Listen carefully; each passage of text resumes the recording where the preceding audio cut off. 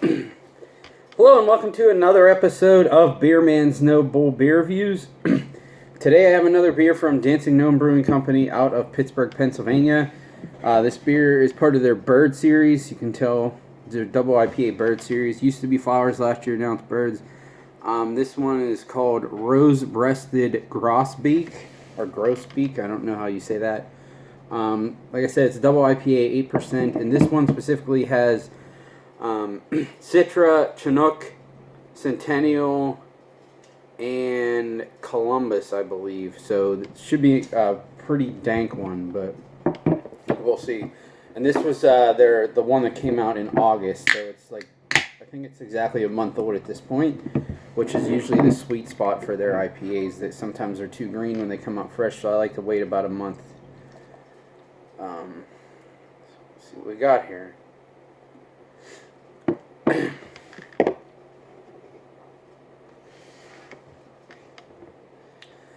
So it's pretty hazy color, a little darker than some of their other stuff. It's almost approaching an orange, like a rusty orange.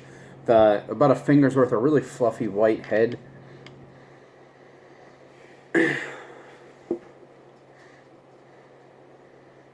So I get a little lime and peach, a little sweaty too.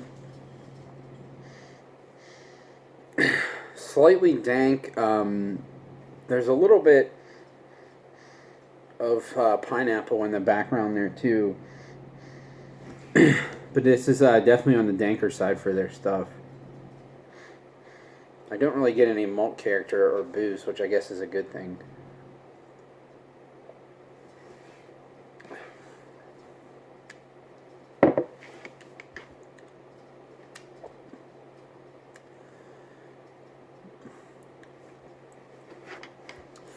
So it's a little sweeter than I generally like. I will say it definitely has lost that back of the throat burn that some of their stuff has when it's fresh. I guess I shouldn't use the word lost because I don't know if it had it fresh, but it definitely doesn't have it here.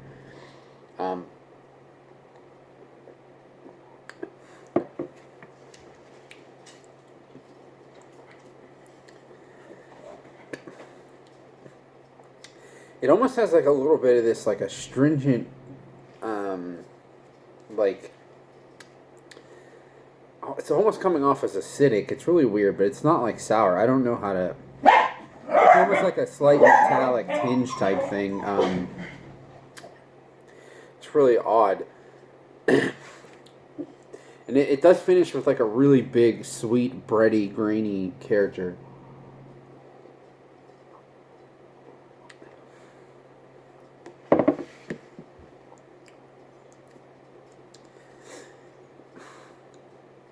It's really weird. Like I don't know. A lot of these double IPAs anymore, maybe I don't know if it's the brewers themselves or it's my palate. I would admit it could be either one. I don't know. But it seems like I take one sip and I'm like, oh yeah, it's pretty good. It's not that bitter. And then I take sip 2 and sip 3 and it just starts wearing on me. And it seems to be especially the case with Dancing Gnome beers. I don't know, but it's almost getting to the point where I don't know if I even enjoy it anymore, to be honest. Like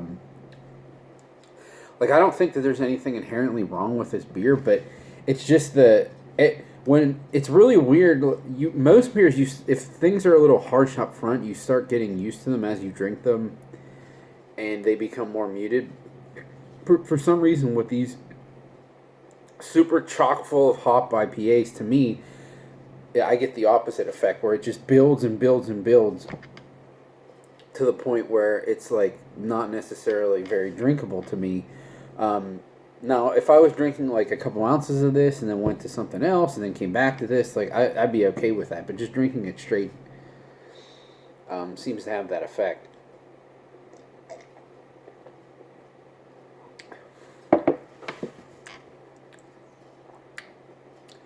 See, that one didn't seem to affect me as much. I don't know. It's very strange, but it's definitely a lot of orange pith. Very pithy. It is fairly bitter the more I drink, and I'm getting more bitterness and less of that bready sweetness. I do get a little bit of alcohol burn, but it's nothing that I think is inappropriate for, a double IPA. Uh, the flavors are pretty bright, but they're kind of just muddled together, if that makes sense. Like, it's not a dull beer. It has the general like hop character, but it's kind of muddled in the flavors that you get. Like I said, it is pretty orange pithy, a little dank, and a tiny bit of tropical character, but really not much at all.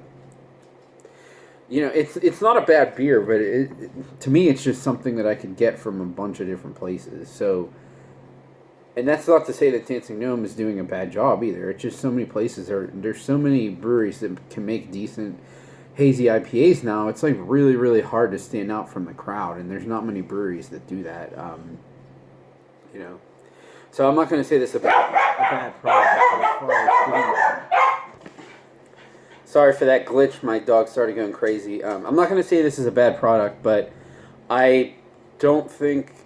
I'm going to just give this one a drink. I don't think I would buy it again.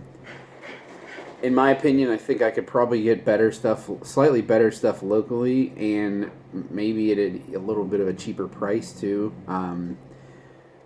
I don't know what this costs, but I think their doubles are usually 20, and I can get some doubles around here for 17 or 18 that are as good, if not a little bit better. So I'm just going to give this one a drink, but that's not to say that someone else might think it's worth a buy, because it's still a pretty good beer. It's just not my favorite, and there's just too much competition now to buy expensive IPAs if they're not completely top-notch. So I think that's all I got in this one. Please like, comment, subscribe. Let me know what you think, and I look forward to doing the next one. Thanks.